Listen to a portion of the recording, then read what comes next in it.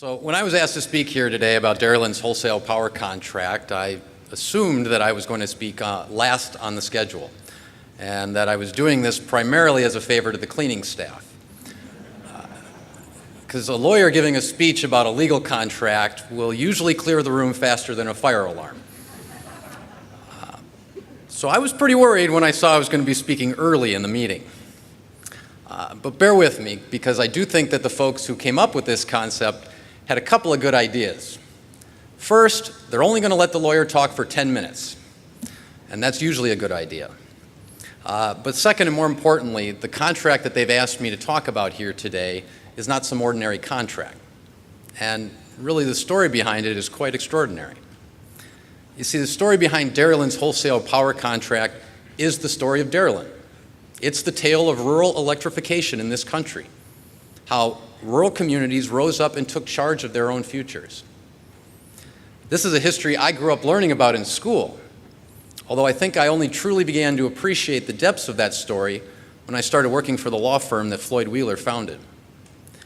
You see, my immersion in Dairyland's history started on my very first day at the Wheeler firm a little more than a year ago.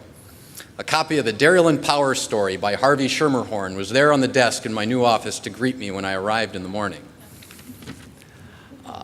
And when I first read it, I'll confess, I thought it might be fictional. You see, in this book, the lawyers are considered the good guys. But, of course, it is a true story. And it's about a group of folks in the rural Midwest who all joined together and overcame these enormous obstacles, all in an effort to improve the lives of the people in their communities.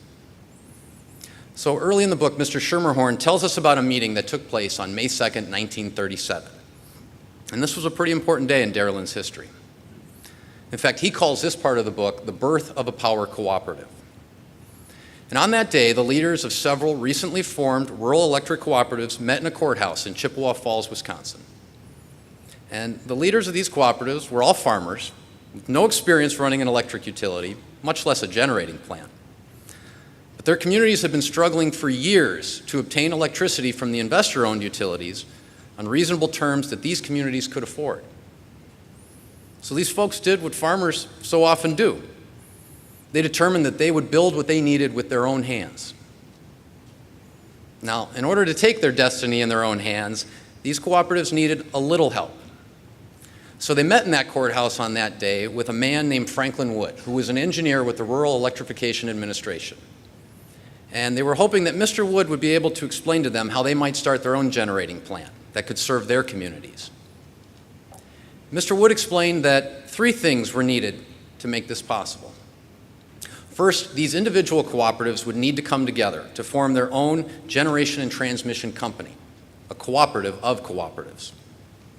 Second, the new G&T cooperative would obtain a loan from the REA, which would provide the necessary financing to allow the generation and transmission facilities to be built. And third, the generating cooperative would need to enter into wholesale power agreements with all of its member cooperatives with a rate structure that would assure that this government loan would be repaid. Now, Mr. Wood didn't invent this formula. In fact, the concept was part of the design of the Rural Electrification Act of 1936. This is the federal legislation that enabled the government to provide loans to cooperatives. Now, that law also required the government to obtain security from the cooperatives as a condition of making those loans. And the form of security that the REA looked to from the very beginning was an all-requirements wholesale power contract with members that would ensure that the G&T cooperative would have sufficient revenue to repay its loan. This is still the way that law works today, more than 8 decades later. So that was the deal that Franklin Wood proposed to that group of farmers in a courthouse in Chippewa Falls in 1937.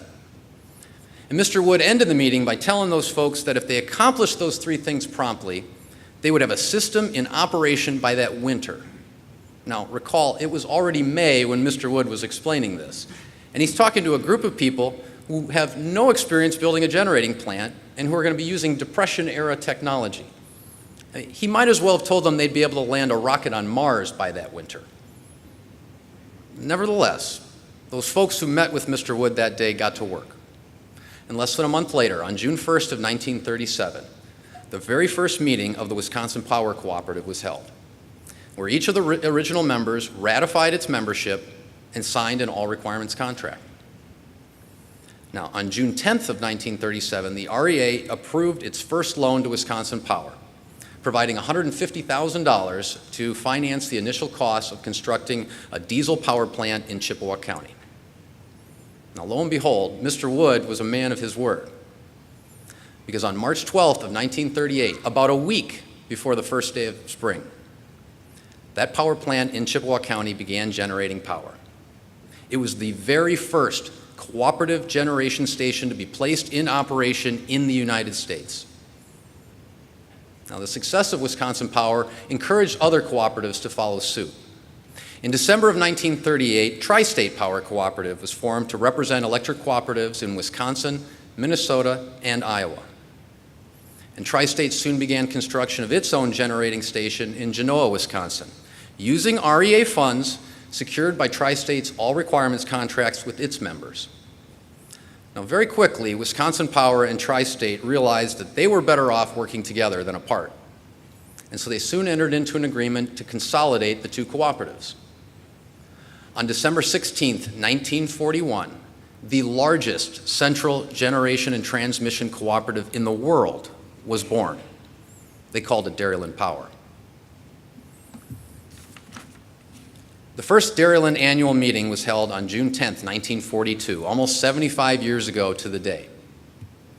It was attended by 23 member systems representing 3 states.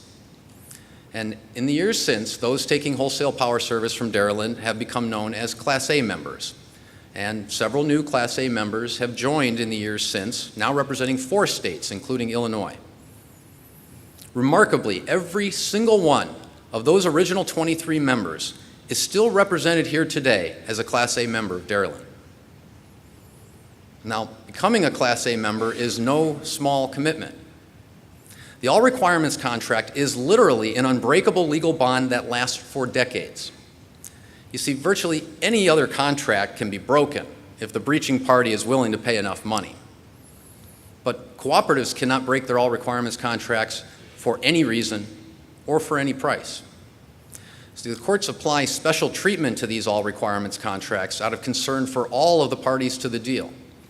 The G&T cooperative, who's relying on its members to purchase the energy, the distribution cooperatives, whose individual rates each depend on the others paying their share, and the federal government, who's depending on these wholesale power contracts to assure repayment of its loan.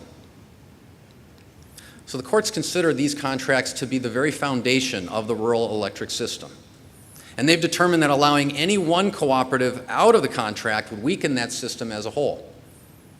So it's as though these judges were there that day in that courthouse in 1937, listening to Mr. Wood explain how this system could work.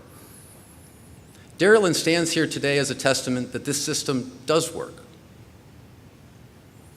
Now, Dairyland's wholesale power contract has been set to expire on a number of occasions over the last several decades.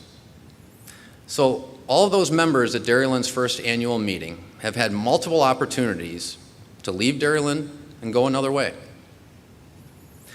But instead, each has repeatedly renewed its agreement with Dairyland, each time entering into an irrevocable agreement that will last decades into the future. And the members have made these enduring commitments to Dairyland and to each other without really knowing what that future will look like. It's as difficult today as it was at that first annual meeting to say what challenges will be faced and what opportunities will arise in the years and the decades to come. But the commitment made by each of these members is not to a specific power source or to a particular business plan or to any predetermined notion of what that future will bring. The commitment is simply to face that future together with the idea that the idea that cooperation will bring greater prosperity to everyone. This is the legacy that those farmers started in a courthouse in Chippewa Falls in 1937.